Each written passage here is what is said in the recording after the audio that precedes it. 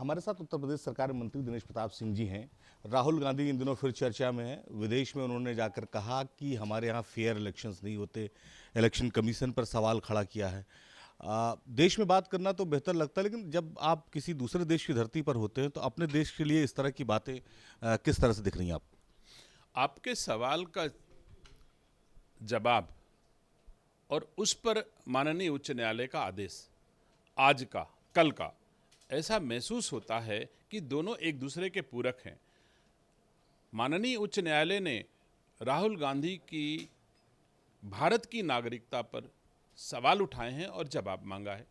मैं समझता हूं कि कोई भारत का मूल नागरिक जो भारत माता का सपूत होगा वो भारत के बाहर जा कर के भारत माता का अपमान नहीं कराएगा, नहीं करेगा।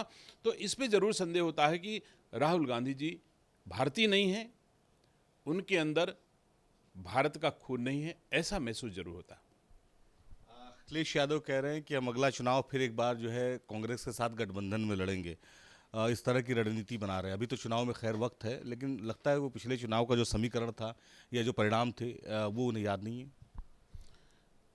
देखिए, हमारी पार्टी भारतीय जनता पार्टी है, वो किससे समझौता करेंगे वो जाने, लेकिन उत्तर प्रदेश वासियों ने, भारतवासियों ने कई बार उनको इस तरह के गठबंधन करते, चुनाव लड़ते देखा है। उत्तर प्रदेश के दो लड़कों को भी देखा है, बुआ बबुआ को भी देखा है, तमाम सारे अलायंस को देखा है, और सबको भारतीय जनता पार्टी के कार्यकर्ताओं ने, भारतीय जनता पार्टी की नीतियों ने, भारतीय जनता पार्टी के डबल इंजन की सरकार की सेवाओं ने अनुकूल जवाब दिया है और दोनों को सत्ता से बाहर रखा है। और मैं नहीं समझता कि भारत की जनता, उत्तर प्रदेश की जनता आज की तारीख में मोदी जी और योगी जी की सेवाओं से प्रसन्न है। वो एक भारत श्रेष्ठ भारत के निर्माण में भारतीय जनता पार्टी के साथ अपनी भूमिका का निर्वहन कर रही है। चाहे जितने गठबंधन हो जाएं, ये गठबंधन सभी बेमेल हैं।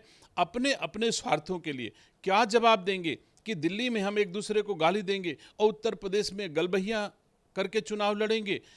तो ऐसी नीति जो है वो भारतवासी बड़े करीब से देखा है। इन धोखे में अब हमारे उत्तर प्रदेश के लोग आने वाले नहीं है, चाहे जितने अलायंस कर लें। आखिरी सवाल कि वक्त को लेकर पूरे देश में बवाल मचा हुआ है, और अब ये है कि भारतीय जनता पार्टी तमाम जो मुस्लिम समाज के लोग हैं, प्रबुद्ध वर्ग के लोग हैं, उनके साथ बैठकें कर रही है, उनके साथ तमाम कार्यक्रम कर रही है। मुख्यमंत्री योगी आदित्यनाथ का भी कार्यक्रम प्रस्तावित है। तो आप लोग समझाएंगे लोगों को कि वक्त उनके लिए फायदेमंद है? नहीं, समझाने की कोई बहुत ज़्यादा ज़रूरत नहीं है। वक्फ बोर्ड पे जो भी दुष्प्रचार किया जा रहा है, वो जिनको वक्फ बोर्ड की भूमि पर अवैध कब्जा करके सालों साल से कमा रहे हैं, उनको असुविधा है। हमारे भारत के मुसलमान को वक्फ बोर्ड से कोई असुविधा नहीं है। वो प्रसन्न है, जानते हैं कि वक्फ बोर्ड की आय से हमारे अल्पसंख्यक समाज के लोगों का भला अब होगा। मान लो कोई वक्फ की संपत्ति से 2 रुपए का महीने किराया आ रहा है और उसी जगह एक दुकान और है जिससे 20,000 का किराया आ रहा है, तो 2 रुपए और 20,000 रुपए के अंतर को कमजोर मुसलमान समझ रहा है कि जिस दिन 2 रुपए के स्थान पे 20,000 रुपए आने लगेगा, उस दिन हमारी गरीब बच्चों की शादियों में सहयोग होगा।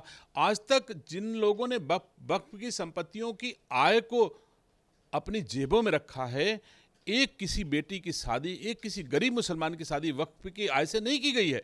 तो और आज की तारीख में मैं महसूस करता हूं कि वो अल्पसंख्यक कल्याण के लिए वक्फ की संपत्तियों की आय का उपयोग ईमानदारी के साथ डबल इंजन की सरकार कराएगी, और ये भली भांति मुसलमान जानता है। इसलिए मुसलमान समर्थन भी कर रहा है। जो लोग विपरीत विचारधारा के राजनीतिक दल हैं, वो लोग अपने स्वार्थ में इसका दुष्प्रचार कर रहे हैं।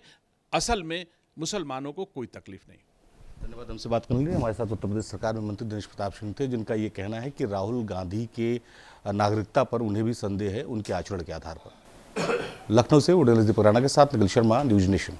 न्यूज नेशन अब व्हाट्सएप पर खबरों के ताजा अपडेट के लिए न्यूज नेशन के इस QR कोड को स्कैन करें।